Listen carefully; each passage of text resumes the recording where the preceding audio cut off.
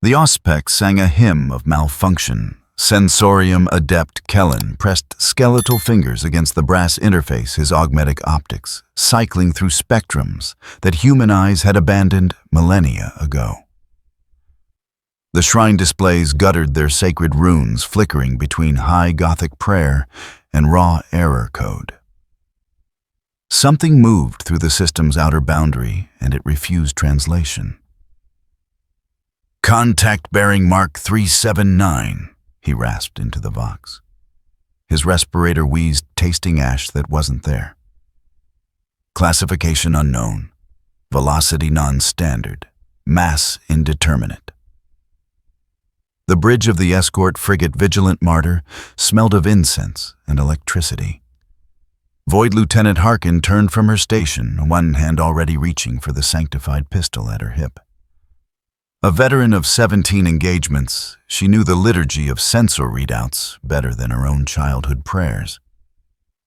"Indeterminate isn't an option, Adept. Give me coordinates." "That's the heresy of it, Lieutenant." Kellen's voice cracked. The machines whispered to him in languages that predated the Imperium, and they spoke a single word in 17 forbidden dialects. Wrong. The object cut through real space like a blade through silk. No thrust signature, no warp wake, no electromagnetic fingerprint belonging to any classification in 10,000 years of recorded naval doctrine. The Auspex arrays shrieked their machine spirits, recoiling from data that violated the permitted boundaries of existence. Harkin activated Fleet Vox. "This is Vigilant Martyr to Convoy Command. We have anomalous contact in high orbit of Karen's Fall. Recommend immediate." The green streak punched through the ship's port quarter. Not an impact, not a weapons discharge. The hull simply ceased to exist along a 3-meter corridor, edges glowing white-hot, where molecular bonds had been severed with surgical precision. Atmosphere vented in a howling scream. 3 deckhands, their bodies bisected by the phenomenon, tumbled into the void, trailing frozen blood crystals that caught the distant sun like rubies. Kellen's screens went dark. Then they blazed with a single rune he'd never seen in any Mechanicus catechism, burning bright enough to sear afterimages into his organic eye. The rune meant nothing. The rune meant everything. The rune described an object that had no business crossing the threshold between possibility and fact.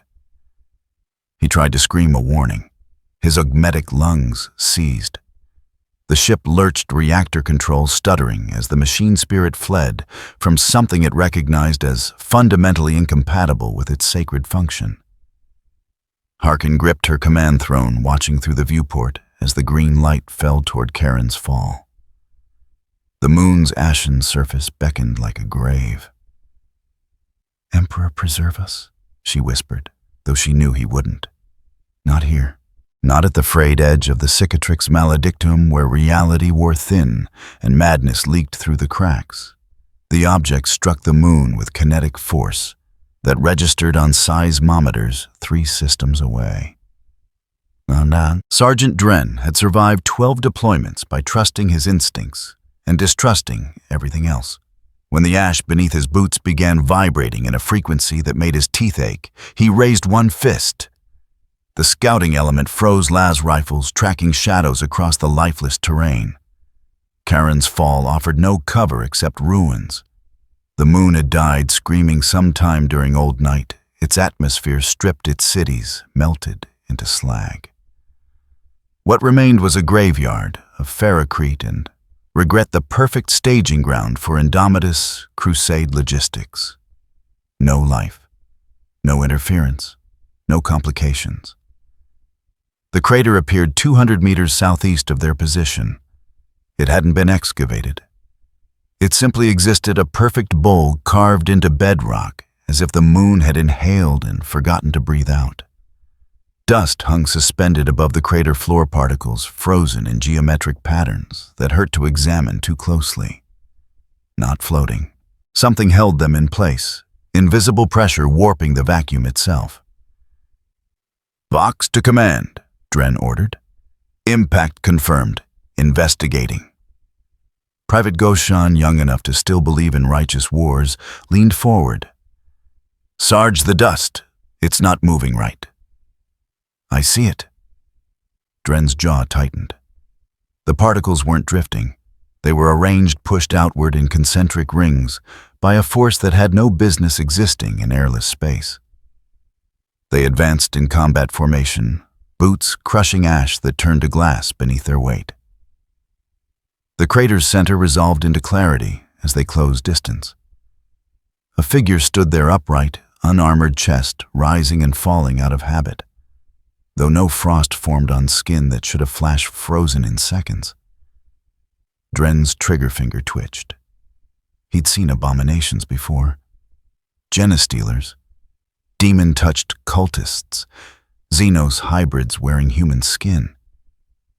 This wasn't any of those. This was worse. This was new. The figure raised its head. Dark hair, pale skin, musculature that belonged on a statue, not a living organism. Bare-chested despite conditions that should have flash-frozen tissue in seconds.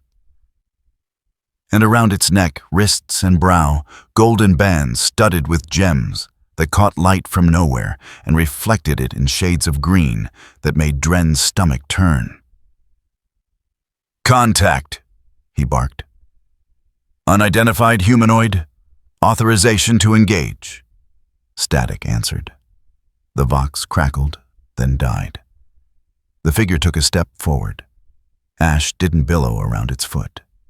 Ash simply stopped existing in a perfect circle displaced by an energy field that Dren's auspex couldn't detect. His scanner howled feedback and shut down thermal imaging, replaced by a void darker than the space between stars. Light it up. The squad opened fire. 24 lass beams converged on center mass, each one calibrated to punch through ceramite plate at 300 meters. The last fire struck something 6 inches from the target's skin and scattered beams refracting into wild arcs that scored the crater's rim. The figure watched them with eyes that held no emotion Dren recognized. Not anger, not amusement. Just vast, patient silence like a mountain observing insects crawling across its base. Crack grenades. Dren pulled the sanctified charge from his webbing, whispering a prayer to the god emperor. The rest of his squad followed suit. 6 grenades arced through vacuum timers synchronized. They detonated in sequence. Fragmentation should have shredded flesh. Concussive force should have liquefied organs. The explosions bloomed orange, then green, then inverted into something that made Dren's eyes water. When the smoke cleared, the figure stood exactly where it had been unmarked. It raised one hand. Goshen flew backward, ragdolling across 20 meters of lunar surface before crashing into a ferrocrete slab with enough force to fold his ribcage inward. The movement had been casual, a gesture no more aggressive than swatting gnats. Dren keyed his Vox again, knowing it was dead screaming anyway. Mayday! Mayday! Mayday! Hostile contact is... The figure closed the distance in a single step that covered 50 meters. Dren registered motion, then impact, then nothing but the taste of copper, and the horrible understanding that his spine had just been removed from his body, with the same care a man might pluck a weed. Private Goshan, dying, watched through cracked lenses as his sergeant's corpse painted the ash red. The figure stood in the center of carnage it hadn't even acknowledged as violence, looking up toward orbit as if hearing a sound beyond human frequency. Goshan tried to activate his emergency beacon. His fingers wouldn't respond. Blood filled his helmet, warm and final. His last coherent thought was a prayer not to the Emperor, but to anyone who might be listening. Please let it leave. Please let it go somewhere else. The figure didn't leave. It stood perfectly still, a statue carved from living flesh, waiting for something Goshan would never understand. Above in high orbit, Magos Dominus Helix 9 received the first picked captures from the recon squad's helmet cams. His 14 brains processed the images simultaneously, each one reaching the same conclusion at slightly different speeds, creating a cascade of recognition that felt almost like fear. "Retrieve it," he commanded, his Vox grill crackling with synthetic enthusiasm. "Deploy immediate containment. This specimen must be preserved." Inquisitor Lord Severina Val, monitoring from the battle barge, Eternal Verdict, watched the same footage with eyes that had witnessed horrors beyond counting. She saw the golden bands. She saw the energy displacement. She saw the casual dismissal of las fire and explosives. She saw something that shouldn't exist, attempting to wear a human shape. "Magos," she said quietly, each word carved from ice. "Your recovery operation is denied. This matter falls under my jurisdiction." Inquisitor, the technological implications are irrelevant. Val rose from her observation throne, servo skull attendants hovering at her shoulders like mechanical vultures. "You will observe document and await my sanction. Any attempt to engage without clearance will be treated as heresy." A pause. The Vox hissed with unspoken resentment. "Compliance," Helix 9 said, but his mechadendrites twitched with calculations that had nothing to do with obedience. Observe, document. He could achieve both objectives with a perimeter deployment. Containment wasn't engagement. It was security. Perfectly within his authority as Magos Dominus of forward operations. The Inquisitor need never know, until the specimen was already secured. Below on Karen's fall, the figure remained motionless, waiting, patient as stone, inevitable as entropy. In the deep spaces between stars, something else stirred. The green light had been a beacon, unintentional, but unmistakable. It called to those who understood violence as their native language, who heard the song of power and came hunting. The warp shuddered. Engines roared. War machines turned their sensors toward a moon that had been forgotten for 10,000 years. Karen's fall would earn its name again. Soon. Helix 9 deployed his forces with the precision of a craftsman, assembling a masterwork. Skitarii Rangers moved in perfect synchronization, their rad carbines tracking every shadow, their enhanced nervous systems filtering out doubt and hesitation. Behind them, 2 Castellan robot maniples stomped forward on piston-driven legs, their phosphor blasters charged and hungry. The Magos himself descended via grav chute, his abeyant platform lowering him to the lunar surface with mechanical grace. Servo arms spread like spider legs, each one tipped with specialized instruments designed to catalog, constrain, and comprehend. "Subject remains stationary," reported Skitarii Alpha 79, her voice flat and emotionless. "No defensive posturing detected. Recommend immediate binding protocols." Helix 9's optics zoomed to maximum magnification, studying the figure through 17 different spectral filters. Every analysis returned contradictory data. Mass fluctuated. Temperature readings oscillated between absolute zero and stellar core heat. The energy field surrounding the subject existed in a quantum superposition, simultaneously solid and permeable, woven particle presence and absence. Beautiful, heretical, necessary. "Deploy stasis netting," he commanded. "Full spectrum containment. I want every variable locked before transit to examination chamber." The Skitarii moved forward. Specialized weaponry designed to trap rogue machine spirits and contain warp-touched anomalies unfolded from their backs. Pale blue light shimmered between them, forming a net of hardened photons and stabilized gravity wells. The figure watched them approach. For the first time, it moved with apparent purpose, turning its head to track the Skitari's advance. Its eyes caught the light differently now, reflecting green where they should have shown white. Engaging Cybertam, Alpha 7-9 reported. She fired. The stasis net enveloped the target in a cocoon of frozen time. Atoms should have locked in place. Molecular motion should have ceased. The subject should have become a statue perfectly preserved for study. Instead, the figure inhaled. Helix 9's instrument screamed. Every reading spiked into the red, then beyond measurement, into territories that violated the sacred laws of thermodynamics. The stasis field didn't break. It simply stopped being relevant, brushed aside like cobwebs by something that existed in defiance of imperial physics. The figure raised both hands to the golden crown on its brow. "Fascinating," Helix 9 whispered. "It's attempting tool removal. The restraints must be maintaining some form of behavioral suppression."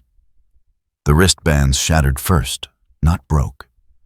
Shattered, exploding into fragments that melted in midair and rained down as molten droplets. The figure gripped the crown with both hands, muscles cording with effort that should have been unnecessary for something capable of such casual destruction. The crown cracked. A single fracture line split the golden metal from front to back, and green light bled from the fissure like infected wound discharge. The figure didn't remove it. The crown remained in place, fractured but functional, still encircling the brow. But something had changed. The restraint had loosened, not broken. A door left ajar, not torn from its hinges, and the figure's power rose in response. The energy field expanded in a pulse that shattered every sensor within 50 meters. Skitarii stumbled their augmetic systems, overloading emergency protocols, forcing shutdown to prevent cascade failure. The Castellan maniples locked up their machine spirits, fleeing into dormancy rather than process readings that violated sacred parameters. Helix 9 alone remained functional. His redundant systems cycling through backups, his brains processing terror as pure data. The subject's hair lifted, standing on end as if charged by invisible lightning. Pale skin took on a faint luminescence, not reflecting light, but generating something that sensors categorized as electromagnetic radiation in frequencies that shouldn't exist. But most telling the eyes. They shifted pupils, contracting to pinpoints, before flooding with color that made his optics recoil. Not fully transformed, not completely changed, but moving in that direction. Green bleeding into the edges of visions, like corruption advancing through healthy tissue. This wasn't the subject's full capacity. This was a warning, a promise of what waited behind the cracked restraint. The figure spoke for the first time. No sound crossed the vacuum. But Helix 9's Vox receiver screamed with interference, translating vibrations that propagated through lunar bedrock and electromagnetic force rather than air. The sensors rendered it as a single word, though no language in the Magos' database matched the phonemes. Not Gothic. Not any dialect logged in 17,000 years of Mechanicus archives. But the intent translated anyway, bypassing linguistic processing to inject meaning directly into consciousness. The meaning carried weight like gravity, like chains breaking, like something that had been compressed for too long, finally expanding into the space it deserved. Helix 9's combat protocols screamed warnings he chose to ignore. This was why he served the Omnissiah. This was the moment when knowledge demanded sacrifice. Helix 9 activated his final failsafe, a beacon encoded with his personal sigil broadcasting on inquisitorial frequencies. Let Vol understand what she'd denied him. Let her witness the cost of her interference. The figure moved. Alpha 79 vanished, converted to component atoms, by a blow that occurred too quickly for her nervous system to register pain. Her remains scattered across 10 square meters, flesh transmuted to ash and memory. The Castellan maniples woke their protocols, overriding terror with holy purpose. They opened fire, phosphor streams converging on the target with enough heat to liquefy tank armor. The figure walked through the barrage. Phosphor splashed against its energy field and boiled away into nothingness. Each step left a glowing footprint, not from heat, but from simple pressure crushing lunar bedrock into new states of matter.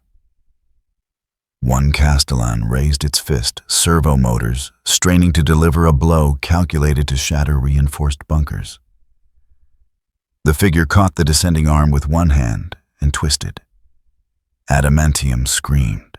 The robot came apart like a puzzle box, pieces separating along fault lines that shouldn't have existed, revealing the sacred circuitry within. It died wondering what had killed it. Hallex 9 backed away, his abeyant platform's engines whining as they fought for altitude.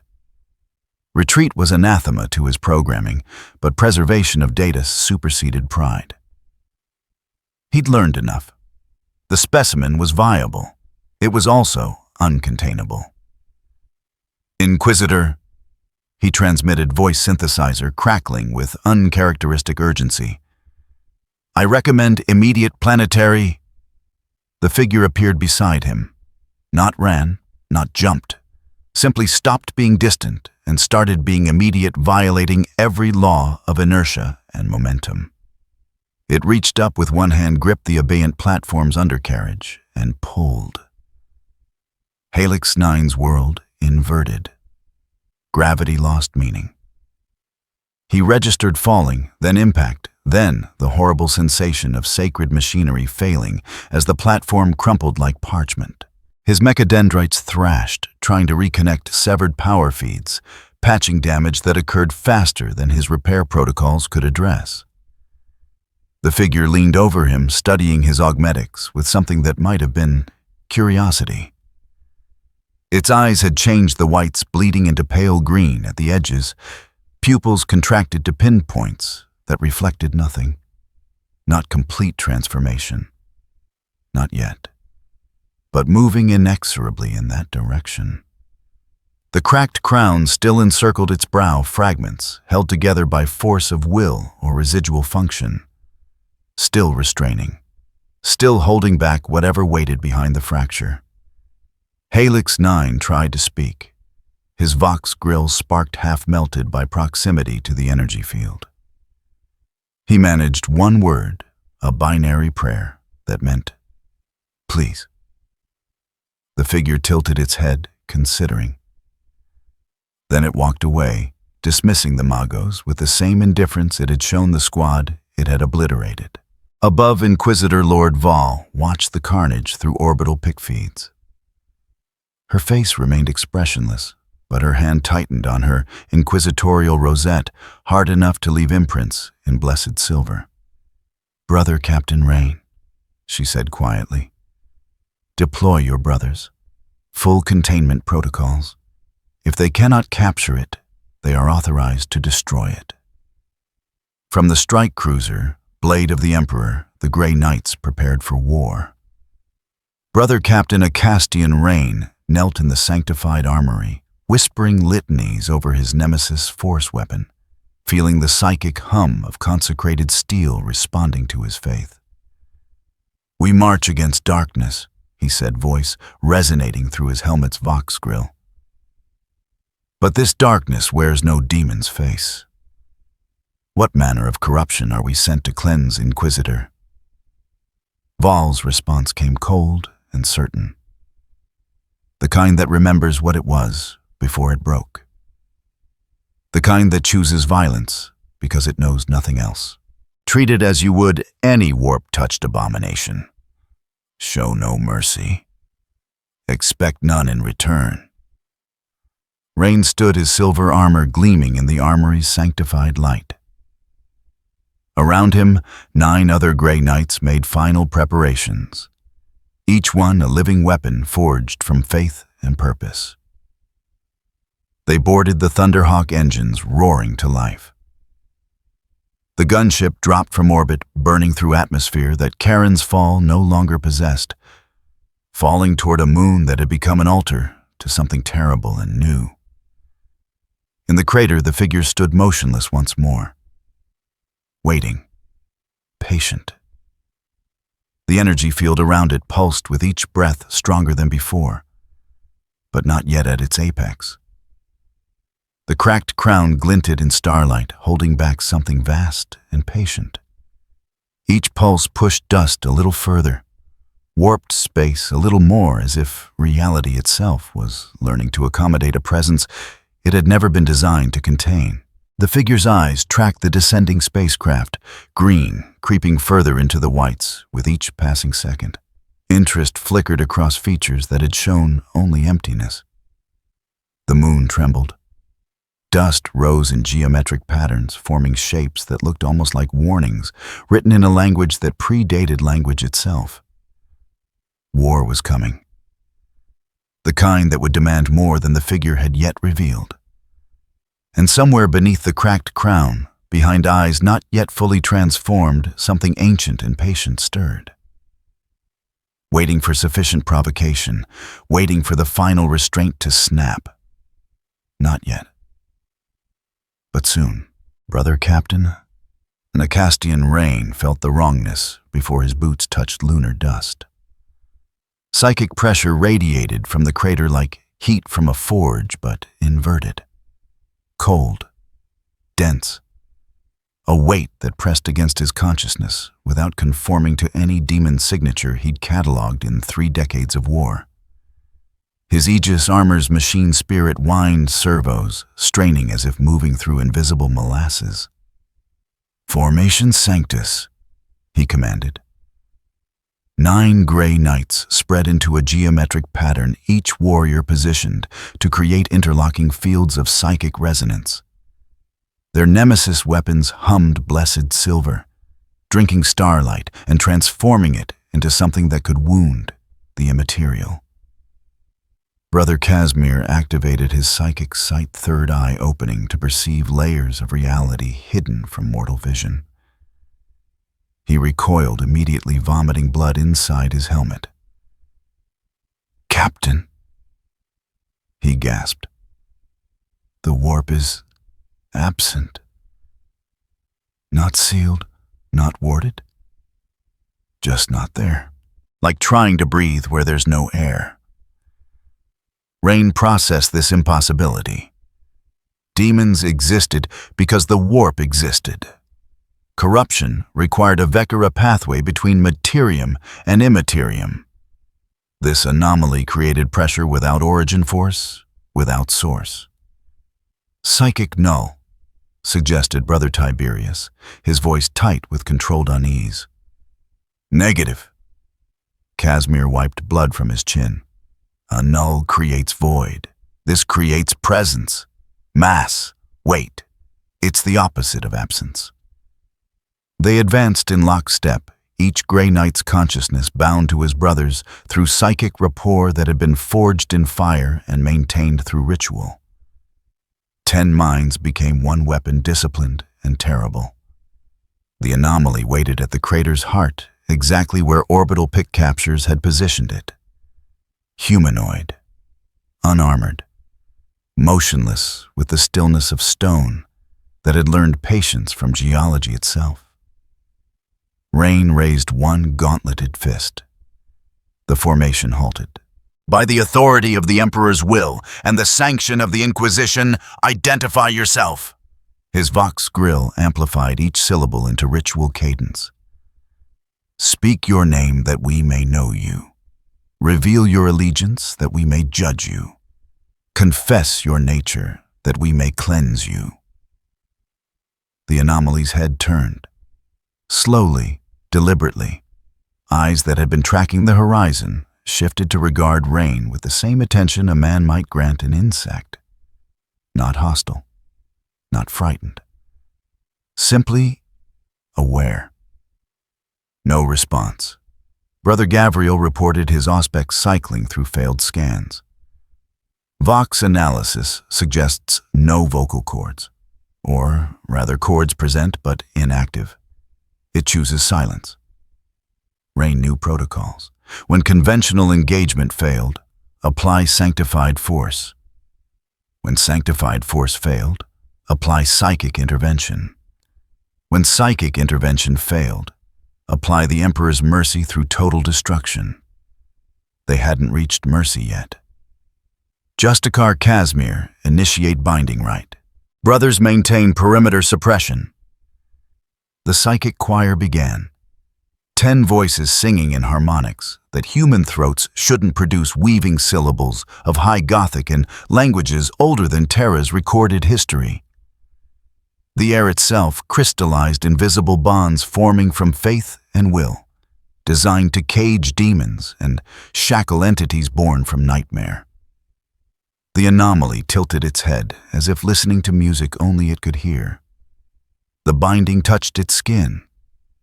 Every gray knight staggered. Rain felt the backlash through their shared consciousness, not resistance, but incompatibility. Like trying to grip water with fingers made of concept rather than flesh. The binding hadn't been rejected. It simply failed to find purchase on something that existed in fundamental defiance of the right's assumptions. No true name, Casimir choked out. No demonic tether. No warp binding to sever. Captain, this isn't corruption. It's... The anomaly moved its hand. Not toward them. Just raised it, examining fingers as if seeing them for the first time since waking. Brother Tiberius opened fire. His storm bolter roared mass reactive rounds, designed to explode inside demon flesh, each shell blessed by tech marine artificers and sanctified through vigil. 24 rounds struck the invisible barrier 6 inches from target and detonated prematurely, fragmentation expanding outward in a sphere that killed nothing but lunar dust. The anomaly lowered its hand, looked at Tiberius, waited. Containment Protocol Omega. Rain ordered abandoning bind and banish for tactical suppression. Hammerhand sanctification. We engage physically. Psychic energy flooded his muscles, the blessing of the Emperor, channeling through consecrated ceramite and amplifying strength beyond even space marine limits. His brothers mirrored the right 10 warriors becoming living extensions of divine will. They attacked. Not wild. Not desperate. Precisely. Brother Gavriel flanked left, his nemesis halberd, scoring a horizontal cut designed to sever at the knees. Brother Marius flanked right power fist, cocked to deliver crushing force if the anomaly dodged into his arc. Rain himself thrust center mass force weapons singing with psychic resonance that could pierce reality's veil. The anomaly caught the halberd. Barehanded. No energy flare. No visible defense. Just fingers closing around blessed silver that should have burned anything unclean to ash. Gavriel pulled servo motors whining. The halberd didn't move. Then the anomaly twisted. Adamantium shrieked. The halberd's blade sheared along a stress line that hadn't existed until the anomaly decided it should. Gavriel stumbled backward, clutching a weapon reduced to scrap. Marius's power fist connected with the anomaly's ribs. The sound was wrong. Not impact, not collision. A bass note that resonated in Rain's bones, making his teeth ache and his blood feel too thick. Marius flew backward, his entire arm numbed the power field around his fist, sputtering and dying as overload runes blazed across his helmet display. Rain's thrust met the same invisible barrier that had stopped last fire. His nemesis force weapon forged in holy fire and tempered with the souls of martyrs pressed against pressure that refused categorization. He channeled psychic force through the blade, pouring faith and fury into a spear of will that could unmake demons. The anomaly looked down at the weapon, then up at Rain's helm. Its eyes had changed since the pit captures. Green bled through the whites like ink through water pupils contracting to dots that reflected nothing. It grabbed the force weapon's blade. Rain felt the psychic feedback like a hammer to his temples. The weapon's connection to the warp stuttered, not severed, but confused, as if it couldn't reconcile what it touched with any paradigm written into its consecration. The anomaly pulled. Rain released the weapon rather than be pulled forward. The anomaly examined the nemesis blade with something approaching curiosity, turning it to catch starlight along its edge. Then it reversed grip and stabbed downward. The force weapon punched through lunar bedrock like tissue.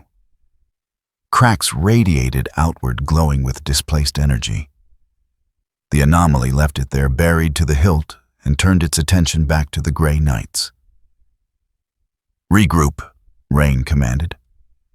His squad reformed a battle discipline, overriding the shock of seeing their sanctified weapons treated as irrelevant. "Pattern Epsilon. Suppress and withdraw." They weren't retreating. They were repositioning. Drawing the anomaly away from the crater, creating distance between it and the orbital assets it had already demonstrated capacity to threaten. The anomaly didn't pursue. It stood watching, head tilted at an angle that suggested thought. Then it took a step forward. Reality rippled. The anomaly appeared 10 meters closer, having crossed distance without traversing the space between. Brother Casimir triggered his canon, psychically charged shells designed to wound entities that existed partially outside real space. The shells struck the barrier and converted to light, pure radiance that washed over the anomaly like rain, illuminating but not harming. "Psychic null confirmed negative," Casimir reported, voice strained. "Psychic absorption confirmed negative. It's not blocking our power. It's existing somewhere our power doesn't apply." The anomaly's hand went to the crown on its brow. Rain's psychic senses screamed warning. Every instinct honed through decades of demon hunting howled that whatever happened next would be worse than anything they'd yet witnessed. Warding field now. The Grey Knights slammed their psychic presence together, creating a barrier of faith and mental discipline that had withstood the direct attention of greater demons. Rain felt his brother's minds pressing against his own 10 consciousnesses, weaving into a wall of absolute conviction. The anomaly touched the cracked crown. Pressure detonated outward, not explosive, not kinetic. Pressure like the ocean deciding to exist all at once in a space designed for air. Rain felt it through his Aegis armor, through the warding field, through every psychic defense he'd spent a lifetime perfecting. The pressure didn't break through. It simply existed alongside those defenses, acknowledging them as irrelevant. The warding field held, barely. But holding wasn't the problem. The problem was the sound. It started as ringing, high-pitched and sharp, existing somewhere between his ears and his soul. Then it became a shriek, psychic feedback amplified through the warding field itself, using their own protection as a resonance chamber. The sound carried meaning, though Rain couldn't translate it. Something about chains, about pressure maintained past breaking point, about silence enforced through violence. Brother Casimir fell to one knee, blood pouring from his nose, ears tear ducts. "Similarity detected," he gasped. "Psychic signature matches. Captain, this feels like warp pressure, like being crushed by the eye's proximity. But there's no warp here. No corruption, just weight." The crown's crack widened. Green light bled through, and with it came something Rain recognized from battlefields where reality wore thin wrongness. The fundamental certainty that what he witnessed violated natural law so severely that the universe itself recoiled. The anomaly's hair lifted, individual strands rising as if charged by lightning that produced no ozone, no discharge. Its skin took on luminescence, pale flesh glowing from within rather than reflecting external light. And its eyes completed their transformation, whites vanishing entirely beneath green that pulsed with each heartbeat. "It's escalating," Brother Gabriel warned. "Power output increasing geometrically." Rain made the tactical calculation in microseconds. They couldn't destroy it. They couldn't bind it. They couldn't even contain it using conventional demon hunter methodology.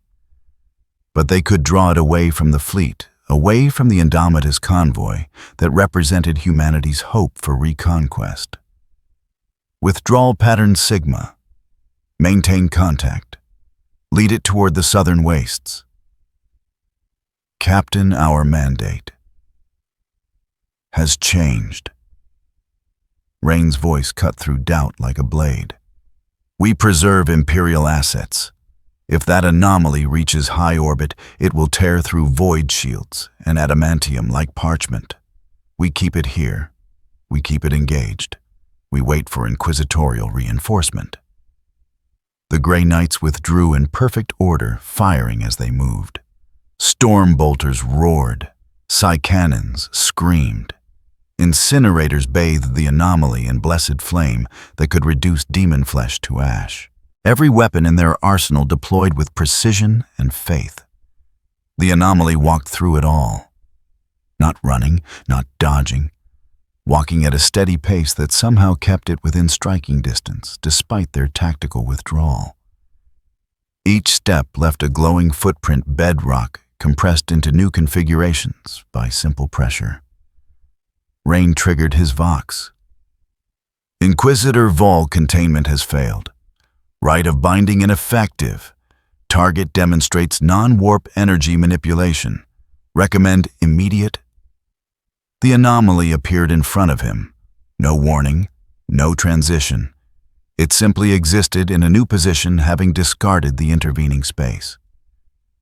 One hand shot out, catching Rain by the gorget of his armor.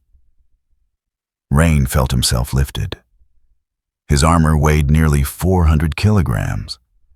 The anomaly raised him one-handed servos in his armor, whining as they tried to compensate for an angle they'd never been designed to accommodate. The anomaly's face filled his helmet's visual field. Eyes that glowed green, featureless, and terrible.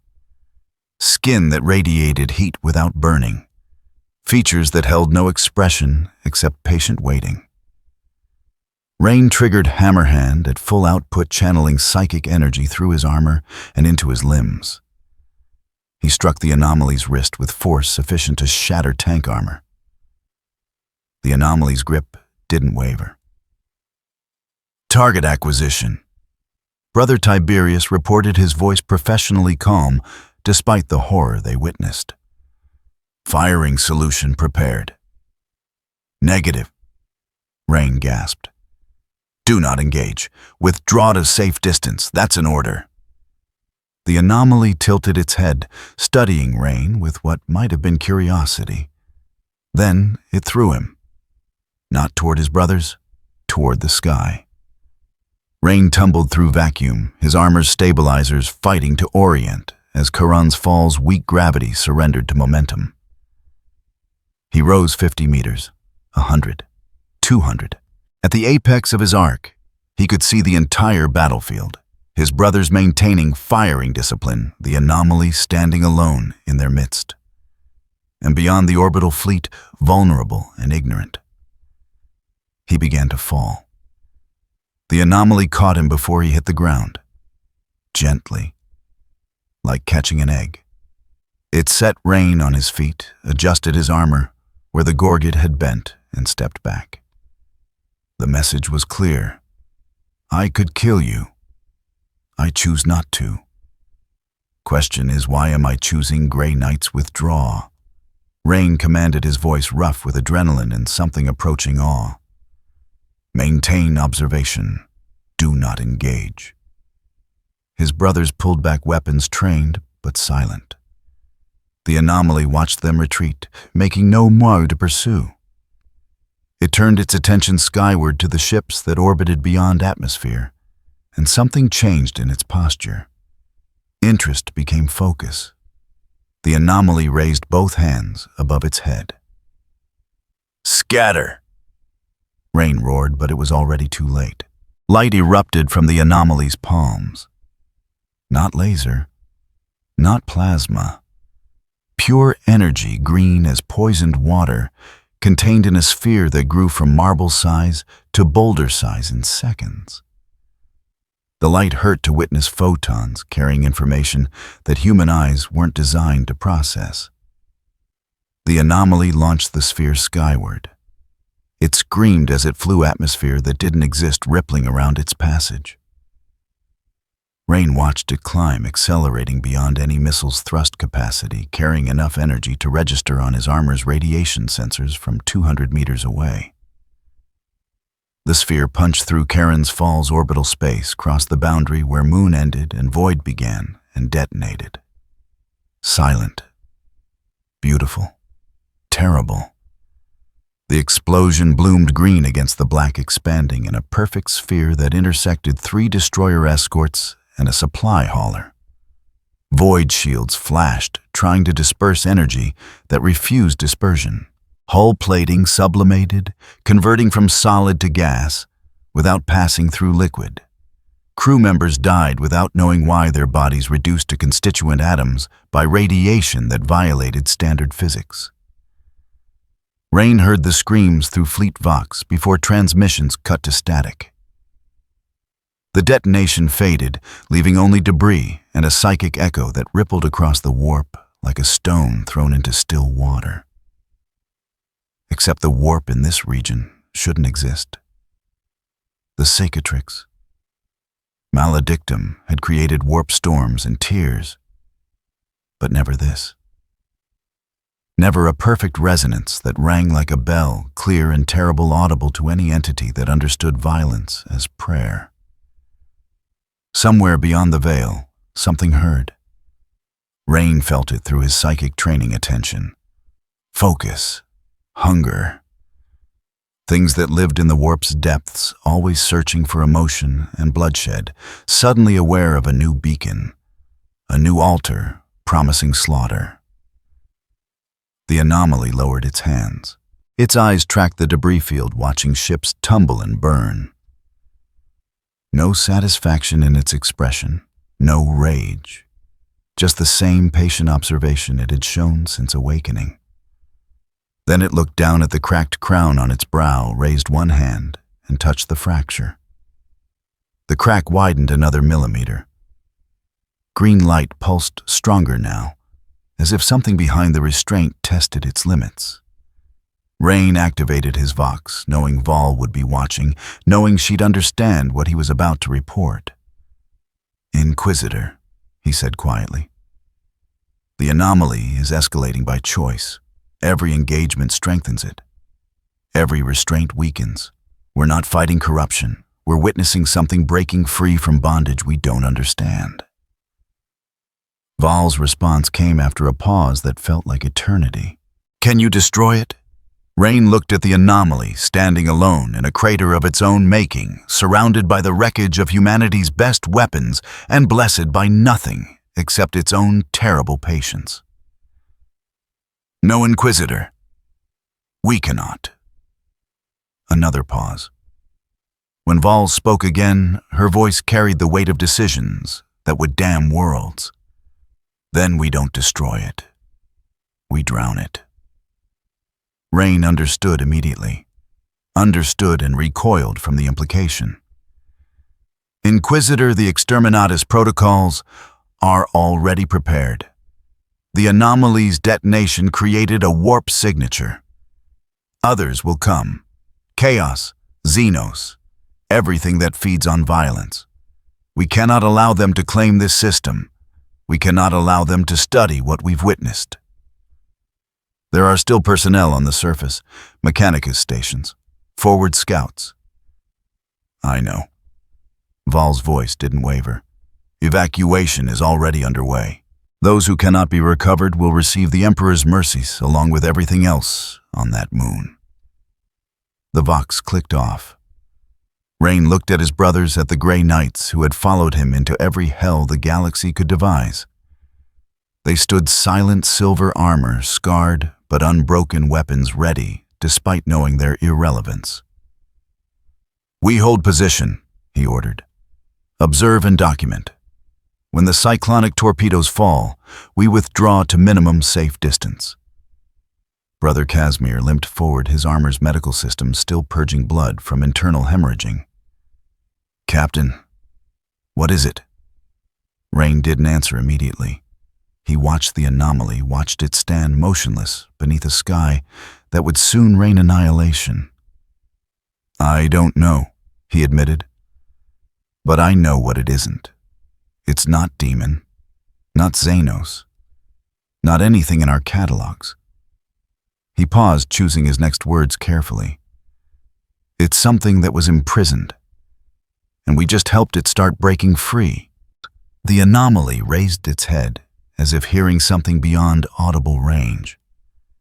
Its eyes tracked movement in high-orbit ships, repositioning weapons, charging torpedo bays, cycling live ordnance.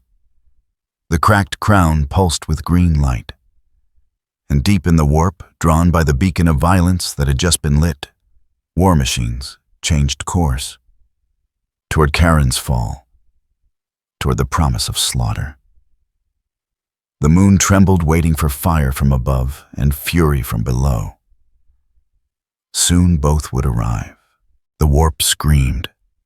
Gorefather Krajhul heard it through the veil between realities, a resonance that tasted of green fire and orbital annihilation.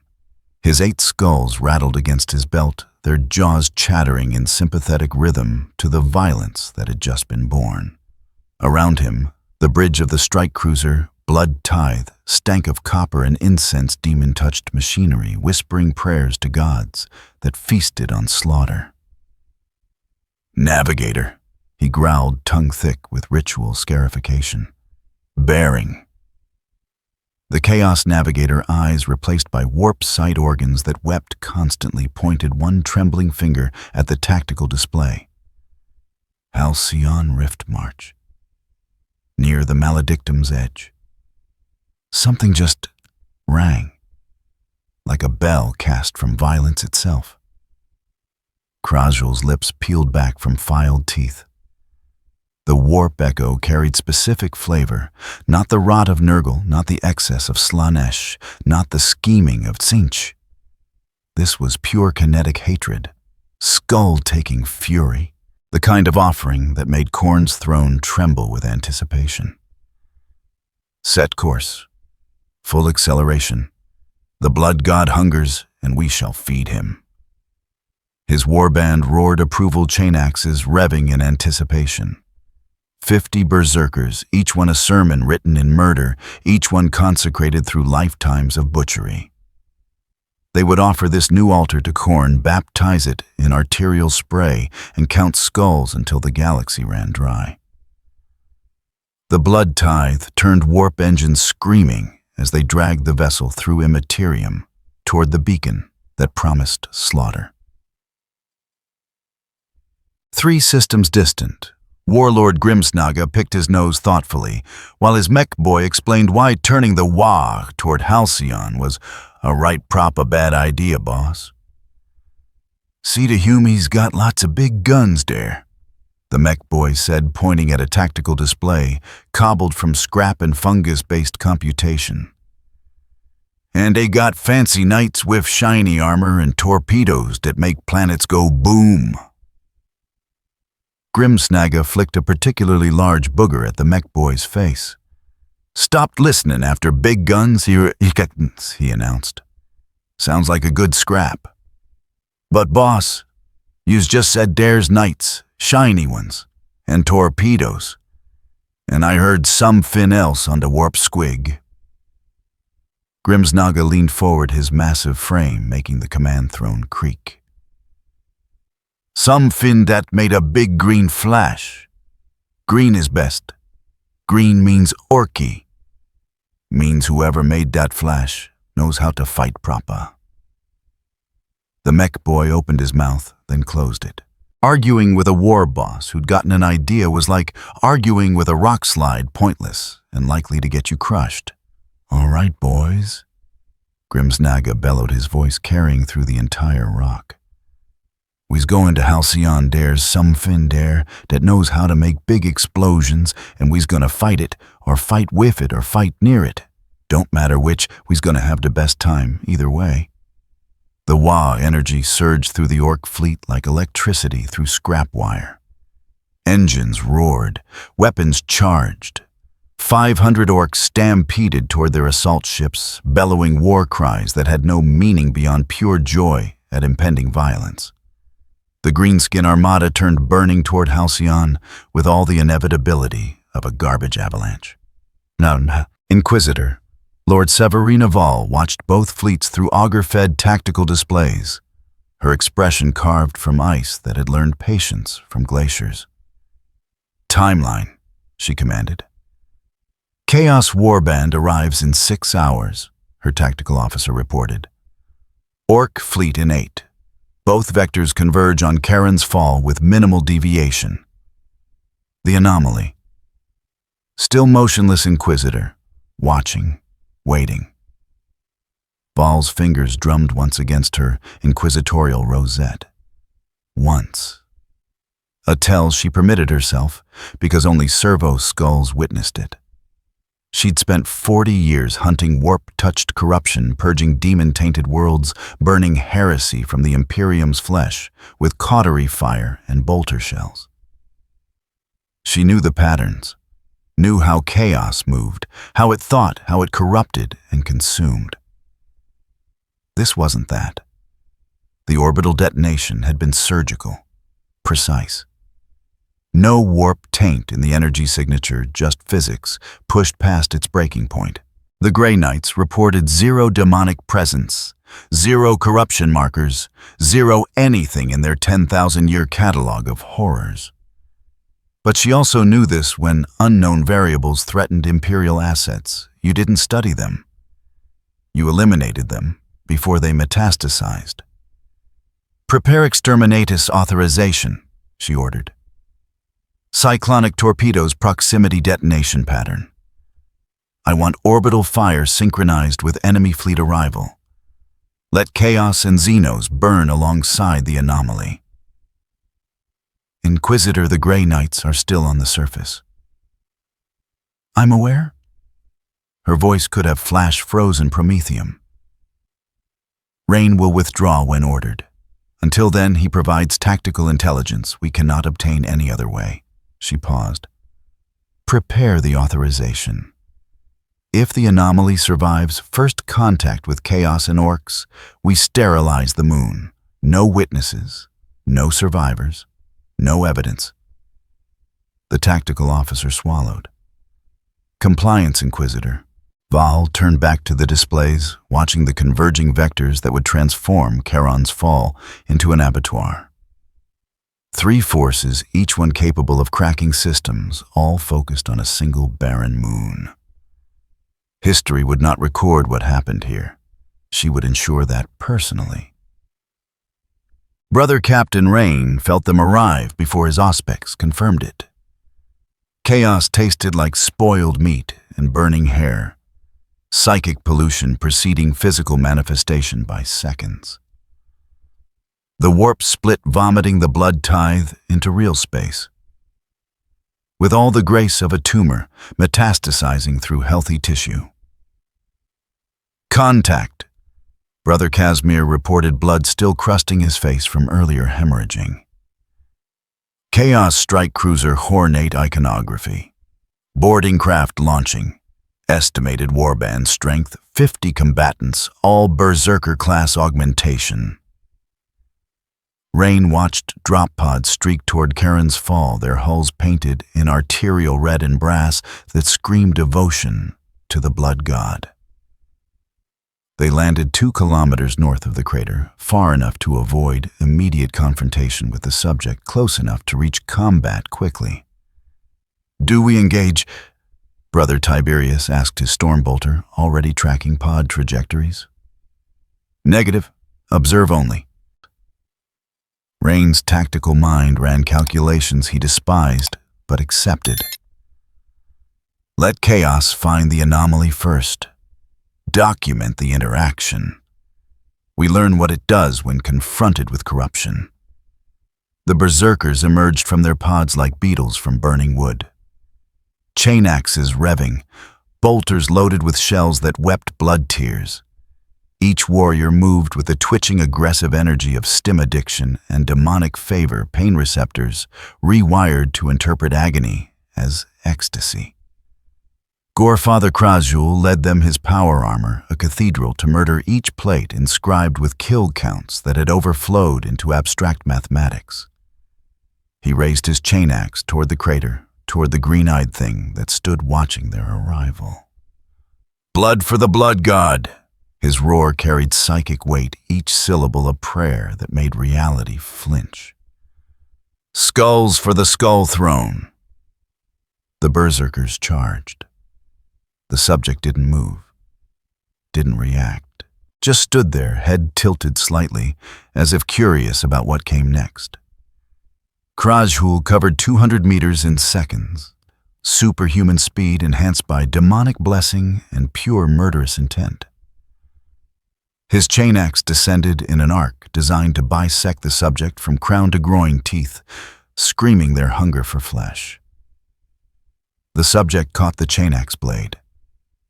Barehanded, fingers closing around rotating teeth that should have stripped flesh to bone. The chain axe screamed, motors straining teeth, shattering against skin that refused to yield. Krajul's eyes widened behind his helmet. In 3 centuries of slaughter, nothing had ever caught his blade. Nothing living, anyway. The subject pulled the chain axe from Krajul's grip and examined it with the same mild curiosity it had shown the Grey Knight's weapons. Then, it reversed the weapon and swung. Krajul's head separated from his shoulders, spinning through vacuum-trailing frozen blood. His body stood for one more heartbeat warband leader brainstem, trying to process death before collapsing like a puppet with cut strings. The berserkers didn't hesitate, didn't mourn, didn't even slow down. They piled onto the subject like ants swarming a beetle chain axes and chainswords hacking in frenzied rhythm. Each berserker sang prayers to Horn, each one offering this violence as tribute, each one certain that the blood god watched and approved. The subject vanished beneath 40 armored bodies. For 3 seconds, the mound of Chaos Marines churned weapons rising and falling until someone realized they were hitting each other. By the time they pulled apart, 7 berserkers lay in pieces bisected or decapitated by friendly fire in their own frenzy. The subject stood in the center of the carnage, unmarked, waiting. Then it moved. Rain's auspex couldn't track it. One moment stationary, next moment 3 meters distant, a berserker's head crushed between its palms. It moved through the warband like wind through wheat, each touch fatal, each movement economical. No wasted energy, no hesitation, just pure efficient destruction. A berserker raised his bolter point-blank firing until the magazine ran dry. Rounds struck the invisible shield and converted to heat and light washing over the subject without effect. The subject gripped the berserker's helmet and twisted. Ceramite shrieked. The berserker's spine separated with a wet crack. Another berserker, larger than the rest, charged with a power maul crackling with disruptor fields. The subject caught the descending weapon, pulled the berserker forward, and drove one fist through his chest plate. Power armor blessed by chaos and reinforced with demonic essence crumpled like wet parchment. The subject withdrew its hand, still holding the berserker's hearts. Both of them. It dropped the organs and turned to the next target.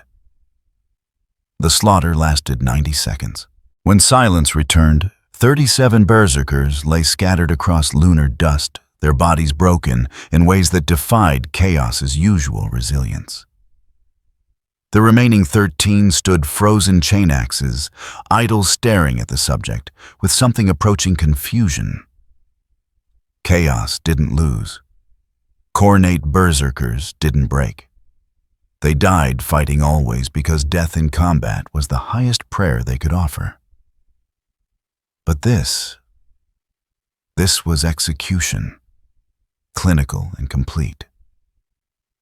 The subject looked at the survivors, waiting. One berserker, younger than the rest, turned and ran. That broke the paralysis. The remaining 12 followed, fleeing toward their drop pods with all the coordination of a routed mob. The subject watched them go, making no move to pursue. Then it looked skyward as if hearing something new approaching. Inquisitor. Rain transmitted his voice, carefully neutral. The Chaos Warband is neutralized. Casualties total. The anomaly is escalating. Each engagement increases its willingness to kill. Noted. Vol's response carried the weight of decisions already made. Maintain position. Secondary contact inbound. Rain didn't need to ask. His Auspex was already screaming warnings about the green-skinned fleet burning through atmosphere assault craft, deploying like spores from a fungal bloom. The orcs had arrived. Grimsnaga hit the ground running, literally his massive frame cratering lunar dust as he bellowed pure joy. I sees it to green, fing it's gorgeous. Behind him, 300 orcs poured from their landing craft, a tide of green muscle and scrap metal engineering that had no concept of fear and only the vaguest notion of tactics. They saw the subject. They saw the scattered chaos corpses. They saw violence waiting to be born. They charged. The subject turned to face them. For the first time, something changed in its posture. Not fear, not hesitation, interest. As if the orcs' simple enthusiasm for combat registered as less irritating than the berserkers' screaming devotion. Grimsnaga reached it first, power claw swinging in an arc that would have bisected a tank. The subject's sidestepped movement minimal and precise. The claw carved a furrow through bedrock instead. Fast! Grimsnaga roared with delight. I likes the fast ones. He swung again and again. Each attack missing by centimeters, each near miss teaching the war boss something about his opponent's rhythm. Around him, orcs opened fire with shooters and rockets, filling the vacuum with ballistic chaos that cared nothing for accuracy and everything for volume. The subject moved through the barrage, not dodging individual shots impossible at that volume, but moving through spaces where shots weren't. As if it calculated trajectories faster than orc neurons could fire, predicting chaos through pure pattern recognition. An orc knob charged with a choppa, roaring something about being the biggest. The subject caught his wrist, redirected the momentum, and used the knob's own strength to swing him into 3 more orcs. Bodies collided with sounds like scrap metal avalanches. Grimsnaga laughed. Actually laughed. Use good, this is gonna be fun. He activated his claw's disruptor field to maximum power, surging until the weapon glowed white hot. The next swing came faster, powered by muscle and machinery working in perfect orky synchronization. The subject caught the claw, not the weapon, not the blade. The attacking arm itself gripping Grimsnaga's forearm, just below the elbow. For one moment, Warboss and Anomaly stood locked, strength against strength. Then the subject twisted. Metal screamed. The power claw's housing sheared, severing at connection points that had been welded by the best mech boy in the WA. Grimsnaga staggered backward, staring at the sparking stump where his favorite weapon had been. Oh, He sounded more offended than injured. Dat took me years to loot. The subject held the severed claw, examined it briefly, then dropped it. Around them, the orc mob pressed closer, drawn by the spectacle of their boss actually being challenged. They formed a crude circle, shouting encouragement and insults in equal measure. This was proper. This was right. This was the kind of fight that made the Wah energy sing. Grimsnaga charged again, this time with bare hands and pure enthusiasm. The subject met him, and for 10 seconds, they exchanged blows that cratered the ground beneath them.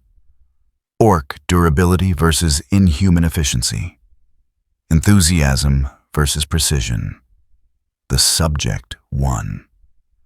A palm strike to Grimsnaga's chest sent him flying backward 20 meters. He hit a rock outcropping hard enough to shatter stone, slumped, and didn't rise. The orcs stared. Their boss, their biggest, meanest, best boss, down. By orc logic, this meant only one thing. "New boss," someone shouted. "Green boss. Best boss."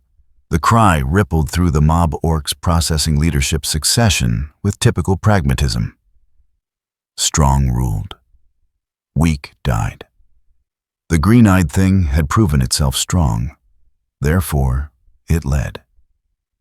The subject looked at the orcs, looked at them chanting and bellowing, offering allegiance through sheer enthusiastic volume. Its eyes began to change. Rain saw it through a magnification. Saw the green that had been creeping through the whites suddenly surge, flooding the entire eye. Saw the cracked crown pulse with light fracture widening another millimeter. Saw something that had been patient suddenly become less patient. "All units fall back," Rain commanded. "Double time. The anomaly is approaching critical threshold." His gray knights withdrew, silver armor flashing as they put distance between themselves and whatever was about to happen. The subject raised both hands. Green light erupted from its palms, not shaped into spheres this time, but released as raw pressure. The wave expanded outward in a ring visible as distortion rather than illumination. Space itself warping under the force. The orcs closest to the epicenter simply ceased to exist, converted to component atoms by pressure that exceeded their structural integrity. The next ring stumbled, armor cracking, bones breaking. The third ring fell bleeding from every orifice, organs ruptured by overpressure that propagated through flesh like a shockwave through water. Grimsnaga, half conscious, felt the wave pass over him. It didn't kill.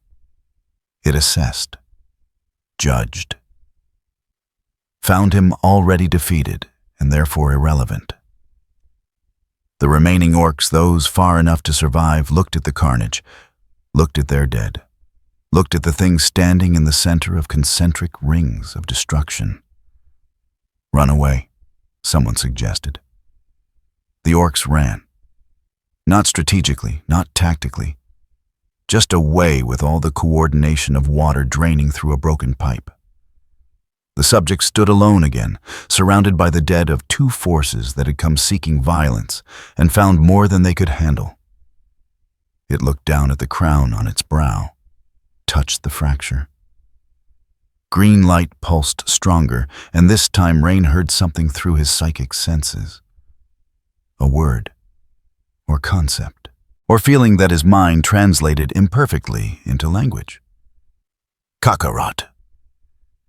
The name meant nothing to him, but the emotion behind it was clear fixation, target, purpose. The subject was looking for something, someone, and everything in its path was irrelevant until that target appeared. High above, Vol watched the slaughter through orbital feeds, her face expressionless. "Exterminatus authorization is active," she said quietly. "Arm cyclonic torpedoes. Prepare firing solution. When I give the order, I want Charon's fall reduced to constituent atoms. Inquisitor, there are still... I know what's on that moon. Her voice was ice wrapped around steel. "I also know what will happen if that thing leaves this system. Arm the torpedoes." "That's an order." Below, Rain felt the moon tremble, felt cracks spreading through bedrock stress fractures radiating from the crater where repeated violence had exceeded the moon's structural tolerance, felt the weight of decisions being made in orbit, decisions that would erase everything. Chaos, dead orc, corpses, gray nights. Anomaly evidence, all of it. The subject raised its head, looking directly at the orbital fleet as if it could see through void and adamantium to the weapons being prepared. The crown's fracture widened. Not yet, but soon. The silence before transformation lasted exactly 3 heartbeats. Brother Captain Rain counted them, his enhanced hearing tracking the rhythmic pulse through vacuum-translated vibrations in lunar bedrock. 1, 2, 3. Then the world inverted. The crown shattered. Not cracked, not fractured further. Shattered completely, golden fragments exploding outward with enough kinetic force to punch through ceramite at close range. Each piece glowed white-hot metal sublime into vapor before reaching apogee. What remained was absence, the restraint that had held something compressed, now gone, leaving only the question of what would fill the vacuum. The answer came immediately. Hair transformed mid-strand black, bleeding to green in a cascade that started at the roots and flooded outward like infection claiming healthy tissue. Not dyed, not illuminated, changed at a molecular level into something that existed in defiance of standard chromatic theory. The color hurt to perceive through psychic senses, each photon carrying information that made Rain's third eye weep blood. Muscle density increased, not swelling, condensing. Tissue reorganizing into configurations that violated known limits on cellular compression. The being's height increased fractionally, frame, expanding just enough to accommodate power output that instruments registered as climbing exponentially. And the eyes. Solid green pupilless voids that reflected nothing because they generated their own luminescence. Rain had witnessed demon princes manifest, had seen greater demons tear through reality's skin. This was different. Those entities borrowed power from the warp, channeled corruption through bargains and sacrifice. This thing created its own gravity well of force, bending space around itself through sheer presence. Emperor preserve us. Brother Casimir whispered, blood streaming from his nose as psychic feedback overwhelmed his wards. That's not escalation. That's revelation. We've been watching it restrained this entire time. The being no longer subject, no longer anomaly. Now simply presence raised its head and screamed. Sound shouldn't propagate in vacuum. Physics disagreed with the being's opinion on the matter and lost. The scream crossed the lunar surface as pressure wave and psychic assault simultaneously, a frequency that bypassed hearing entirely to inject pure concept directly into consciousness. The concept was simple rage, not hot fury, not passionate anger. Cold, ancient rage that had been compressed for so long, it had transcended emotion and become fundamental force. Rage at imprisonment, rage at restraint, rage at existence itself for daring to impose limits. Every gray night staggered. Rain's Aegis armor shrieked warnings, machine spirit recoiling from proximity to something that contradicted its blessed function. His brothers fell to one knee. Decades of psychic conditioning, barely sufficient to maintain consciousness against the wave of raw, undiluted wrath. The being's aura expanded, green light bleeding into reality like wound discharge. Where it touched lunar dust, matter reorganized. Bedrock liquefied, then re-solidified into geometric patterns that had no business existing in three-dimensional space. Cracks spread across Charon's Fall's surface, glowing veins radiating from the crater in fractal complexity. High above, aboard the Eternal Verdict, every auger array simultaneously overloaded. "Power spike!" the tactical officer screamed, his voice cracking. "Output increasing past measurement capacity, Auspex reading." "Inquisitor, the instruments say it's generating localized gravitational distortion equivalent to a small star." Val's expression remained carved ice. "Fire the torpedoes, now!"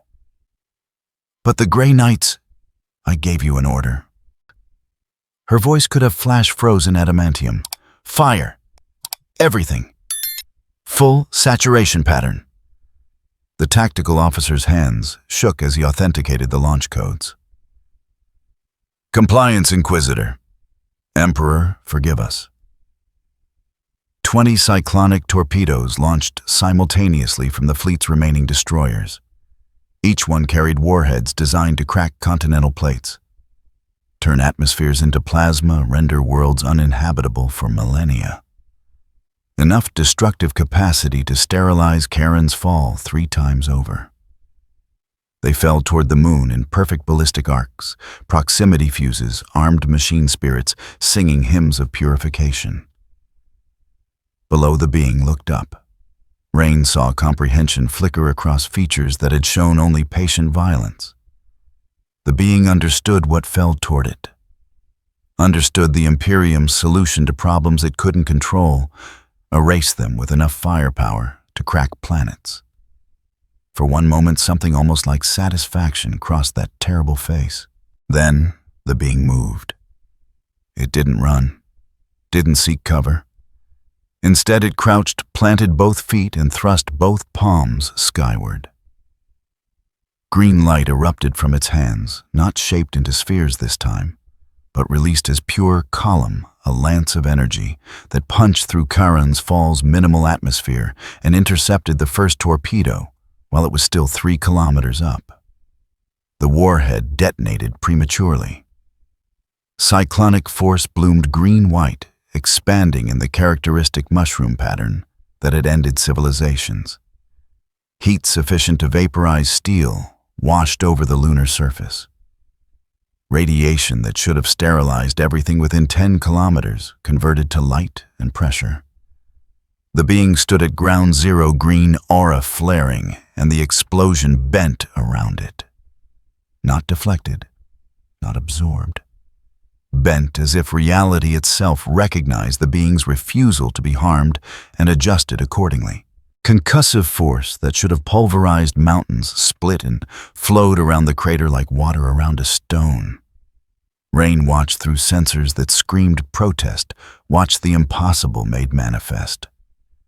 It's manipulating vector orientation at macro scale. He transmitted, his voice professionally calm, despite the horror crawling up his spine. Redirecting kinetic energy through localized gravity manipulation. Inquisitor conventional exterminatus will not. 19 more torpedoes detonated in sequence. The entire surface of Charon's Fall became fire. Overlapping detonations created a chain reaction that exceeded the sum of individual warheads, cyclonic force feeding cyclonic force in cascade amplification. Temperatures spiked past measurement. Pressure waves intersected, creating standing shock fronts that turned bedrock into plasma. The being walked through hell. Each step left footprints of compressed matter, green light trailing from its form like comet tail. It raised both hands again, not defensively, but purposefully, gathering energy that instruments registered as climbing past sustainable levels. "It's charging something," Brother Gabriel reported, his voice tight with controlled terror. "Power output still increasing. Whatever it's preparing, it's using the exterminatus as fuel." Val's tactical display showed the being as a green star, luminosity increasing with each passing second. Around it, Charon's Fall, disintegrated crust fracturing under thermal stress and gravitational distortion. Massive fissures opened, some large enough to swallow hive cities. All remaining vessels withdraw to high orbit, she commanded. Prepare emergency warp translation. If that thing launches whatever it's building, the being released. Not a sphere this time, not a column. A wave expanding outward in all directions, simultaneously green light, consuming everything it touched. It climbed past atmosphere into orbital space, accelerating rather than dispersing, growing stronger as it fed on the cyclonic energy still detonating across the moon's surface. The wave struck the first destroyer at point-blank range. Void shields meant to disperse lance strikes and torpedo impacts simply ceased functioning. Hull plating blessed adamantium meters thick, sublimated into atomic vapor. The destroyer came apart like wet parchment superstructure fragmenting into constituent molecules as bonds holding matter together decided they'd rather not. 3 more destroyers died the same way their crews atomized before nerve impulses could register terror. A supply hauler, its holds full of ammunition and promethium, detonated in a secondary explosion that added fuel to the expanding wave. But the wave didn't stop. It climbed higher into orbital space, accelerating, and struck something else. The boundary. The edge where real space met warp-tainted zone, where the cicatrix maledictum's influence bled through reality's skin. Normal energy would disperse or be absorbed. Normal physics would apply. This energy wasn't normal. Rain felt it through his psychic training, the moment when 2 incompatible forces met, and reality had to choose which laws to follow. The green wave, powered by something that existed in defiance of warp corruption, struck the maledictum's edge like a tuning fork striking resonance frequency. Space screamed. Not metaphorically, not psychically. Actual screaming audible across vacuum, as if the universe itself possessed vocal cords and had just discovered agony. The boundary between real space and warp space cracked fracture lines spreading like spiderwebs across invisible barriers that had held since the rift's formation. The crack widened. Green light bled through not warp energy, but something else, something that made the warp itself recoil. Vale watched through optical feeds as the impossible occurred, a wound in space that bled neither materium nor immaterium, but tertiary state, something that rejected both paradigms and carved its own existence. "What is that?" her tactical officer whispered, his voice breaking. Vol didn't answer, couldn't answer. In 40 years of inquisitorial service, she'd witnessed horrors beyond counting. Daemon worlds, warp storms, possessed titans. None of them had prepared her for this. The fracture expanded, green light pouring through like infection, claiming healthy tissue. Ships caught in its path simply stopped. Not destroyed, not corrupted. Stopped as if someone had pressed pause on their existence. Engines died. Life support failed. Crews froze mid-motion, not dead, but suspended, caught between one heartbeat and the next. The being stood at the epicenter arm, still raised, green aura pulsing with each breath. Around it, Karen's fall had been reduced to fragmentary chunks, held together by residual gravity. A shattered corpse of a moon dissolving into debris field. But the being didn't stop channeling.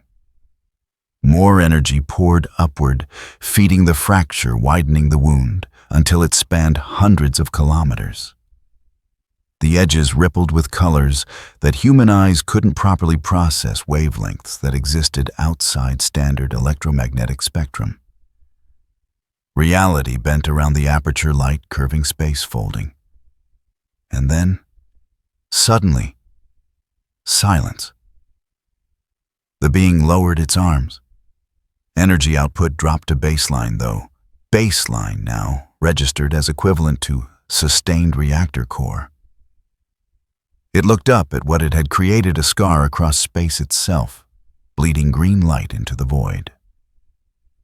Rain transmitted to Vol, knowing his words would determine whether he lived or died in the next minutes. Inquisitor. The anomaly has created a stable aperture, not warp-based. Something else. It's waiting. Waiting for what?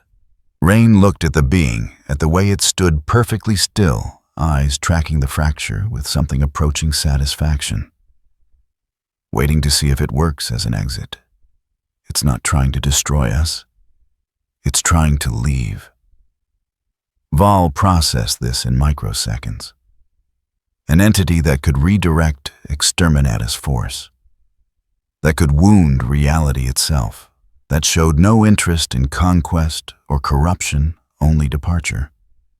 The question was whether letting it leave constituted acceptable risk. Her hand hovered over the emergency warp translation command. One press. The entire fleet would translate into Imperium, abandoning Charon's fall and everything near it. Standard procedure when facing overwhelming force. But if the being followed them into the warp, all vessels hold position, she commanded. Do not engage. Do not provoke. Observe only. The being turned its attention from the fracture to the orbital fleet. For one terrible moment, Rain thought it would attack anyway, finish what the exterminatus had started. But instead, the being simply looked at them. Green eyes, reflecting ships that hung like metal insects against the void. Then it raised one hand, not threateningly, almost dismissively, and turned toward the green fracture. It's moving, Brother Casimir reported. Approaching the aperture. Inquisitor, if it enters that wound in space, we have no way to track. Let it go, Vol said quietly. We cannot kill it. We cannot contain it. And if engaging further risks that thing, deciding we're worth its focused attention. She didn't finish the sentence. Didn't need to. The being reached the fracture's edge. Paused. Looked back one final time at the shattered moon, at the scattered corpses of chaos and orcs, at the gray knights who had tried to bind it with rites that meant nothing. It spoke. One word transmitted through vibration and force, rather than sound. Kakarot. The name carried weight like prophecy, like promise, like a debt waiting for collection. Then the being stepped into the green light and vanished. The fracture pulsed once, twice, then began to collapse edges, drawing inward as reality reasserted its preferred configuration. But it didn't close completely. Didn't seal. Instead, it stabilized into something permanent, a wound that would heal over centuries, if at all. The space where it existed rejected conventional physics. Ships that approached reported instrument failure, crew nausea, temporal distortion. It became a zone of exclusion marked on Imperial charts, with warnings that translated across 100 languages into a single concept of void. Vol designated it the Green Wake.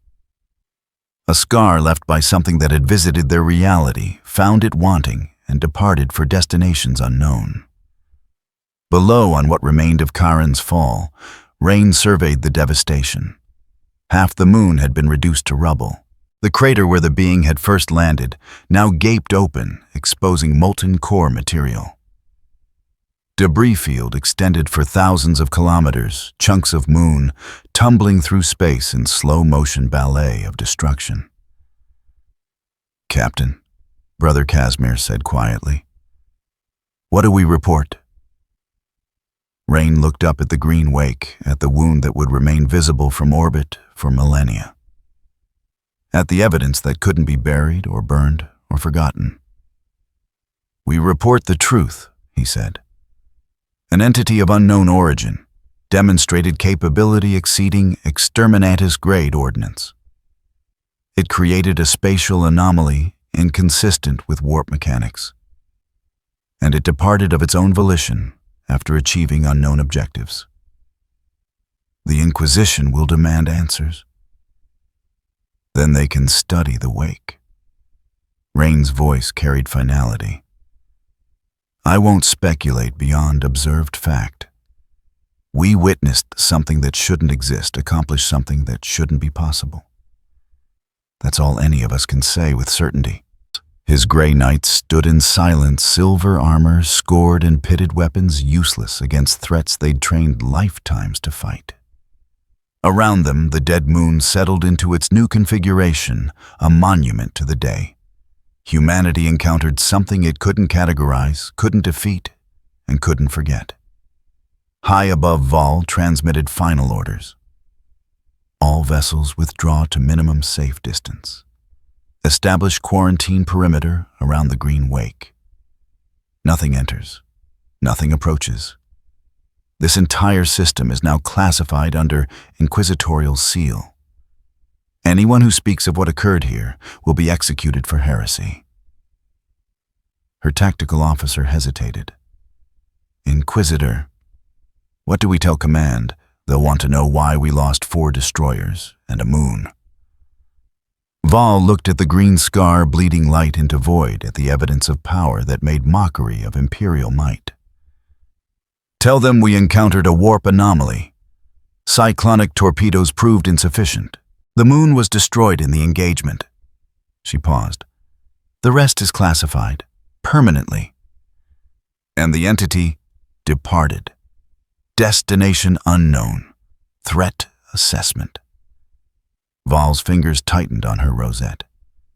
Incalculable. If it returns, we will require assets beyond anything currently available. But until then, we ensure nobody repeats our mistakes. The fleet withdrew, leaving Charon's fall to orbit alone, a broken monument to hubris. The green wake pulsed with light that would remain visible for centuries, a reminder that humanity's dominion extended only as far as its weapons could reach. And somewhere beyond the wound in space, beyond categories and classification, the being that had been imprisoned walked free, searching for something whose name it remembered, even when memory itself had been stripped away. Kakarot. The word echoed through dimensions. A promise waiting for fulfillment, a debt that would be collected regardless of distance or time or the fragile boundaries between realities. The green comet had fallen. The green wake remained. And in the darkness between stars, something patient continued its search. Magos Dominus Helix 9 survived because he'd been discarded as irrelevant. His abeyant platform lay crumpled beneath him, a sculpture of failure rendered in bent adamantium and severed power feeds. 3 of his 14 brains had shut down from trauma, the remaining 11 working frantically to catalog what his optics had recorded. Every sensor, every scan, every impossible data point from the moment green light first touched his instruments. The evacuation shuttle screamed overhead, their engines painting contrails across Charon's Fall's fractured sky. Around him, Scutarii corpses lay scattered like broken toys, their augmetics fused by proximity to forces that made mockery of sacred machinery. But Helix 9's primary storage core remained intact, buried deep within his chest cavity, wrapped in blessed lead and ferrite shielding. Inside that core, 17 minutes of sensor data, readings that defied Mechanicus doctrine, energy signatures that violated thermodynamic law, the entire sequence of transformation escalation and departure recorded in formats that would survive even if he didn't. A Thunderhawk descended its boarding ramp, already lowering. Grey Knights moved through the wreckage with professional efficiency, checking for survivors, marking the dead. Brother Casimir approached Helix 9, his silver armor scorched black in places where heat had exceeded even Ceramite's tolerance. Magos, can you move? Helix 9's Vox grill sparked half-melted. Binary prayer streamed from his speakers, corrupted by damage into nonsense syllables. He managed one word in Gothic data. Casimir understood immediately. Tech priests didn't fear death. They feared lost knowledge. We're extracting all survivors. You'll reach orbit within the hour. Must preserve. Helix 9's mechadendrites twitched, trying to eject storage cores, trying to ensure the data survived, even if his flesh failed. Entity, unique, unprecedented. Save your strength, Magos. The Inquisition will want your testimony. If Helix 9 had possessed organic facial muscles, he would have smiled. Testimony, as if they'd permit him to share what he'd learned. As if knowledge this dangerous wouldn't be sealed behind classification barriers and purity locks. As if Vol would allow anyone to speak freely about what had torn through Imperial forces like they were decorative obstacles. But testimony required living witnesses. And living witnesses could be silenced. He triggered an emergency protocol, one he'd installed after watching too many colleagues vanish following inquisitorial debriefs. A subroutine that encrypted his core memories, duplicated them across tertiary storage nodes, and prepared them for ejection if certain biometric thresholds were crossed. Death, mind wipe, forced data purge. If any occurred, the encrypted cores would scatter seeded into debris field and wreckage, waiting for future Mechanicus salvage teams to find them. Seeds of forbidden knowledge, buried against the day when someone would ask the right questions. The Thunderhawk's crew lifted him aboard. Helix 9's optics dimmed as emergency power finally depleted. His last conscious thought was calculation probability, that Vol would let him live versus probability that his backups would survive her purge. 63% chance of terminal sanction. 97% chance at least one backup core would persist. Acceptable odds. And Inquisitor Lord Severina Vol stood in her sanctum aboard the Eternal Verdict, surrounded by servo skulls projecting hololithic displays. Each one showed a different facet of the catastrophe: casualty reports, structural damage assessments, void wake analysis from ships that had frozen in green wake proximity. 4 destroyers lost, 3,000 crew dead, half a moon reduced to debris field, and an exclusion zone that registered on Auspex as spatial cancer, spreading slowly but measurably, consuming conventional physics at microscopic rate. Her tactical officer waited at attention, data slate ready. Young, competent, loyal. She'd verified his service record personally back 3 generations, ensuring no taint, no weakness, no family ties that might create complications. Casualty manifest complete Inquisitor. All personnel accounted for, except Mechanicus ground forces. Magos Helix 9 survived, currently in Medici recovery. 16 Scutaria retrieved. The rest, he swallowed. He, atomized or unrecoverable. Seal the manifest. Omega level classification. No copies, no backups outside Inquisitorial archives. She turned to face him directly. You understand what happens if any detail of this engagement leaks? Yes, Inquisitor. Summary execution for heresy followed by termination of immediate family to prevent hereditary corruption. Not quite. Vol's voice carried the patience of someone explaining fundamental principles. Execution would be mercy. Leak of this magnitude would result in neural extraction, full memory audit, then servitor conversion. Your family would watch. Then they'd join you. The officer's face drained of color. I understand, Inquisitor. Good. She gestured toward the reports. Official narrative chaos incursion detected near Cicatrix Maledictum. Warband eliminated through orbital bombardment. Xenos opportunists engaged and destroyed. Warp anomaly manifested during final engagement, requiring exterminatus protocols. Moon-shattered debris field quarantined. Investigation ongoing. And the entity never existed. Grey Knights engaged demon manifestation banishment successful. Spatial anomaly resulted from warp backlash. Clean, simple, plausible.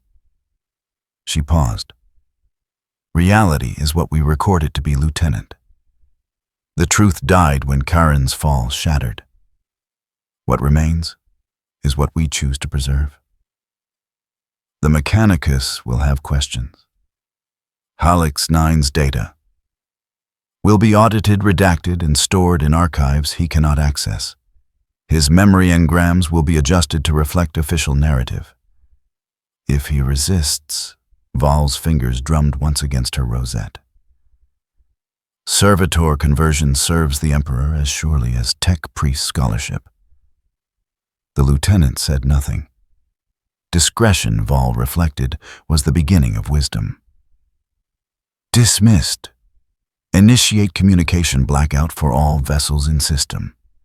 No Vox traffic, no astropathic messages, no courier launches, until I personally authenticate clearance. Amendments. He saluted and departed. The sanctum's doors sealed behind him with the finality of a tomb. Val turned back to the hololiths, studying the Green Wake's formation data. Whatever had created that wound hadn't used warp energy, hadn't invoked demon pacts or ritual corruption. It had simply imposed its will on reality through force so overwhelming that space itself had broken rather than resist. That terrified her more than any demon ever could. Demons followed rules. Chaos operated on principles, however insane. You could predict corruption, counter possession, banish manifestations. 10,000 years of accumulated doctrine provided answers. This entity had no doctrine, no precedent, no countermeasure. If it returned, she activated a secure channel one that bypassed standard inquisitorial networks. Ordo Malleus High Command Encryption Key Vol 7 Omega. Priority Classification Terminus Level. Requesting audience with Lord Inquisitor on matters that cannot be committed to record. The response came after precisely calculated delay, 30 seconds to verify encryption, 30 more to authenticate identity, 15 to process priority level. Request acknowledged. Audience scheduled upon your return to Segmentum Fortress. Prepare oral testimony only. No documents, no recordings, no witnesses. The channel closed. Val looked at the Green Wake one final time, at the scar that would outlive empires, then transmitted the orders she'd been drafting since the entity vanished. All records pertaining to Halcyon Rift March incident are hereby sealed under Inquisitorial Mandate Omega-7.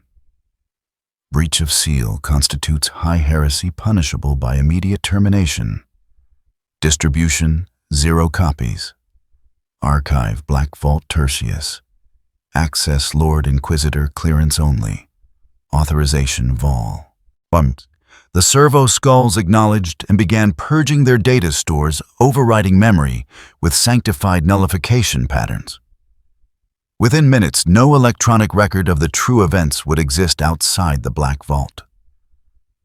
But Vol knew better than to trust electronics alone.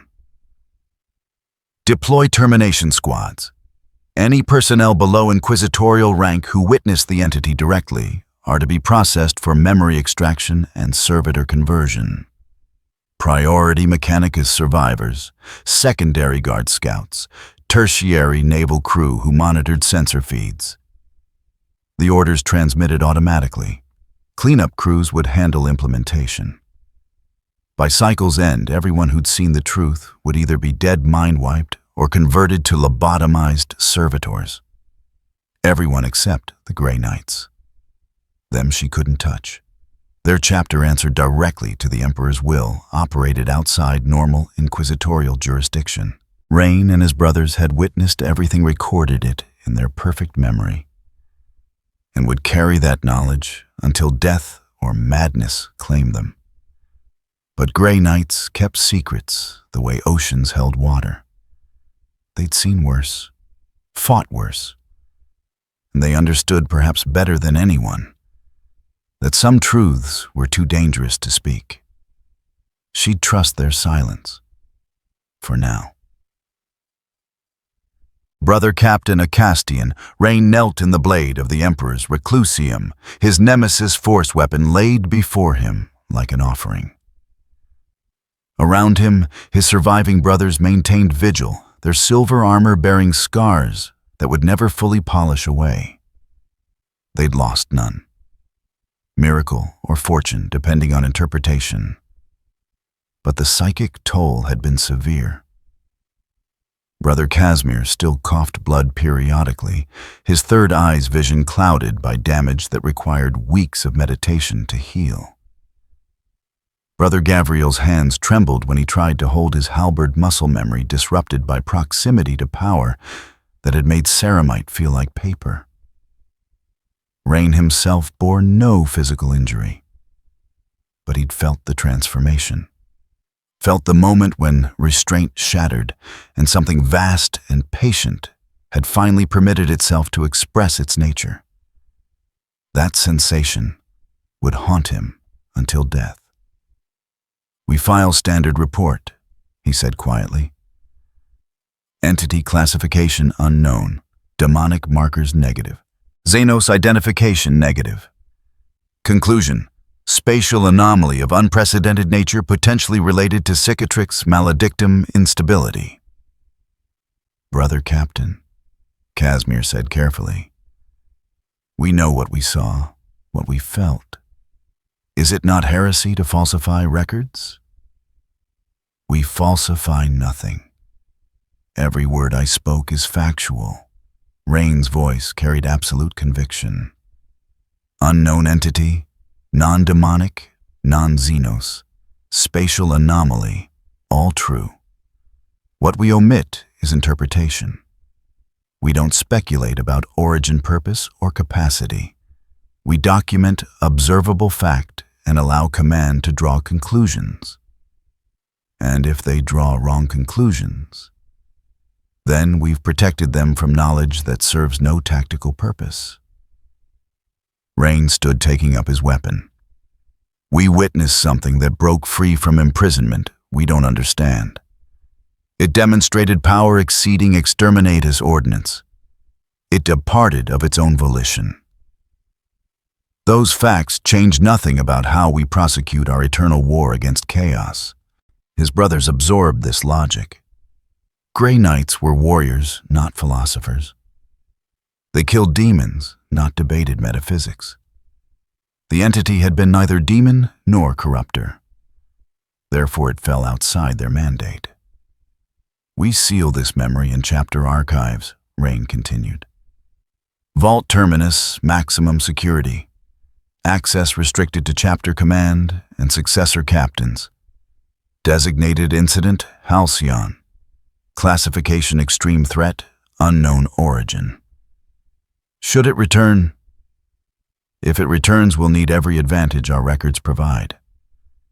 But until then, we maintain silence. The Imperium cannot fight what it doesn't understand, and understanding that thing." He paused, choosing words carefully. "Understanding would require resources we cannot spare while chaos still festers in the maledictum." It was practical, logical. The kind of decision Grey Knights made when perfection conflicted with reality. They filed their report, classified it, sealed it, and swore the oaths that would ensure this knowledge passed only to those who needed it when they needed it, if they ever needed it at all. The green wake would stand as memorial enough. 3 months after Charon's fall shattered, the exclusion zone had expanded to encompass the moon's entire orbit. Ships that approached reported instrument failures, crew hallucinations, temporal distortions that left some personnel aged decades while others reverted to childhood. The Imperium marked it with void buoys broadcasting warnings. In 100 languages, quarantine zone, warp anomaly, approach forbidden under penalty of death.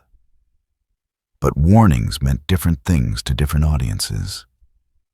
Chaos warbands heard opportunity. a wound in reality unstable and powerful, ripe for exploitation or corruption. They came investigating, seeking to claim the Green Wake's power for the ruinous powers. Their ships entered the zone, never returned. No transmissions, no wreckage, just silence, as if reality had simply declined to include them anymore. Orc Wogs heard challenge, the place where the Green Boss had fought, where violence had been so extreme it broke the galaxy itself. Pilgrimage site and proving ground combined. They came in salvage barges and assault ships, bellowing war cries, ready to test themselves against whatever power lingered. Most died. A few escaped, raving about green light that moved with purpose, about shadows that fought with efficiency no orc could match, about feeling judged and found wanting. The Wake acquired mythology, ghost stories, legends that spread through vox chatter and campfire tales, and the eternal human need to explain the inexplicable. Some called it cursed, others called it holy. A few, the ones who'd seen too much and believed too little, called it what it actually was, evidence that humanity's understanding of the universe remained incomplete and possibly always would. The Imperium updated its charts. The Mechanicus filed the zone under anomalous phenomena requiring further study when resources permit. The Inquisition maintained surveillance, watching for any sign that what had departed might return. And in the wreckage of Charon's fall, buried beneath ferrocrete-infused metal, Helix 9's backup cores waited, encrypted, patient, containing truths that would outlive empires. The new war erupted on Armageddon's ash wastes, where chaos and orcs and Imperium had ground each other to stalemate for generations. Millions dead. Trillions of rounds expended. Entire regiments sacrificed for kilometers that would be lost by week's end. It was the kind of pointless, eternal violence that made the galaxy's brutality manifest. High above the battlefield, reality tore. A seam of green light precise as surgical incision opening, where statistics said warp phenomena shouldn't manifest. Not near Maledictum. Not near any rift or storm or corrupted zone. Just there, present, refusing to conform to expected parameters. Something stepped through. Observers noted the green eyes first, then the aura that made instruments malfunction, then the posture of something patient, finally allowed to resume its search.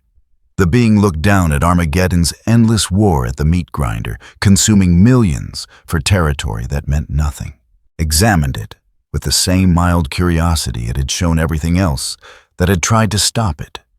Then it spoke one word transmitted through force and vibration, heard by every psychically sensitive soul within 300 kilometers, Kakarot. The name echoed across ash wastes and hive spires, a promise searching for its target, a debt waiting for collection. Somewhere in the Imperium's vast bureaucracy, an automated system flagged the transmission. Cross-referenced it with sealed archives. Found matches in files so classified they didn't officially exist. Alert status updated Green Wake phenomenon, potentially mobile. The message transmitted to Inquisitorial Command, where it joined 10,000 other crisis notifications demanding immediate attention. Humanity's defenders were busy, always busy, fighting wars on 1,000 fronts against enemies that never stopped coming. By the time anyone thought to investigate Armageddon's anomaly, it had already vanished, left only wreckage and stories. And the slowly spreading realization that what had departed the Green Wake 3 months prior hadn't left their reality. It had just moved to somewhere more interesting. The search continued. And across the galaxy, in sealed vaults and encrypted memories and whispered legends, the truth waited for rediscovery. They'd met something vast and patient, failed to kill it, failed to contain it, and had no idea when it might return. The green comet had fallen once. No one could promise it wouldn't fall again. The green wake persisted for centuries, a wound that refused healing. Imperial Navy charts marked it with skull and crossbones designations warning captains that conventional physics ceased applying within its boundaries. Ships that ignored warnings vanished without trace, contributing to the zone's mythology. The Mechanicus classified it as anomalous spatial phenomenon, non-warp origin, a category that existed solely for this singular event. Mago's archivists debated whether Helix 9's encrypted data cores constituted heresy or enlightenment. Most concluded both simultaneously. Grey Knight's training protocols updated quietly. New candidates studied Incident Halcyon during advanced instruction, learning an uncomfortable truth. Some threats exceeded even blessed weapons and psychic rites. The lesson wasn't defeat, it was humility. The galaxy contained forces that operated outside humanity's frameworks entirely. Chaos warbands seeking the Wake's power found only dissolution. Orcs treating it as pilgrimage site rarely returned. And across 100 battlefields, soldiers reported green lights and peripheral vision vanishing when directly observed. The search continued. Somewhere. Always. Kakarot remained unfound. If you enjoyed this video, don't forget to leave a like and subscribe to the channel, and be sure to turn on notifications so you won't miss our future video. Thank you for watching, and we will see you next time.